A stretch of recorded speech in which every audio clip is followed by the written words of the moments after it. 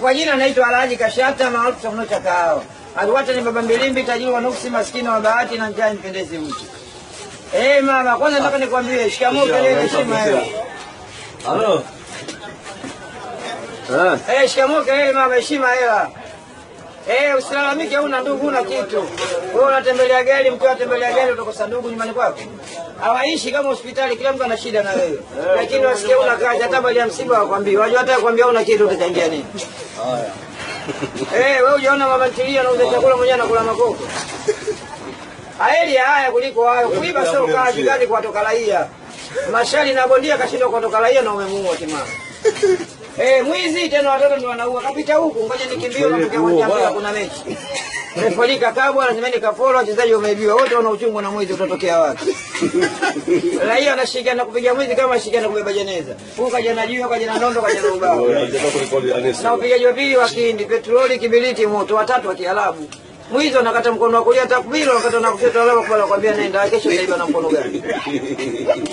Hamna mganga zidi ya Mwenyezi Mungu. Huyo mganga nyana naomba Mungu wewe uende upeleke riziki mambo yake yanyooke.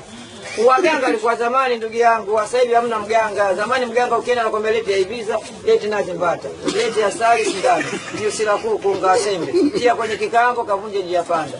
Mambo yako akiwa sawa utaletea zawadi ya kofia, viatu, sandozi, saki hela. Wewe mganga sasa hivi ukienda na kwambia leti bati 10 kwa sulito mwenyewe umepanga, sio mganga vile. Leo mganga anakwambia eti jogoo mwekundu nazo lokoma mchele ulionyooka, kuna mchele uliopinda dukani. Agili samaki bamia udagaa. Kwa mimi mganga ataonesha nyota yako kwa biashara, wateja watajaa dukani. Mbona umeme ukizimika arudishi kama mganga mpaka TANESCO wapi? Mama ukimwa ukondeshi mawazi, sasa una ukimwa na kula chapati moja, unakonda lishe ndogo. Hiyo ndo jana mwanangu, baba nigela ngaangalia video. Mimi mwenyewe video kuna haja video. Watoto wanajua kula tu, wajibu baba anafanya kazi gani? Mama watoto, mimi naona unga hela mchele, uko chuma matembele na kwa mkojo wa levi wani hata mboga.